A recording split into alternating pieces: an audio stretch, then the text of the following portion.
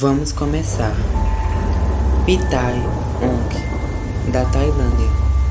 Os Pitayong são espíritos tailandeses que foram mortos de forma brutal ou não receberam os rituais necessários de sepultamento.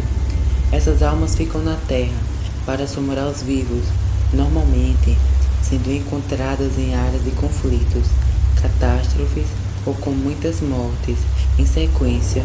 Um dos espíritos mais comuns é o da mulher que morre grávida, tendo a sua força somada à do seu filho.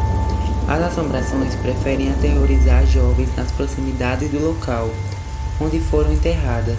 Suas vítimas são amaldiçoadas, ficando doentes ou morrendo logo após passar ao lado de um Pitayong.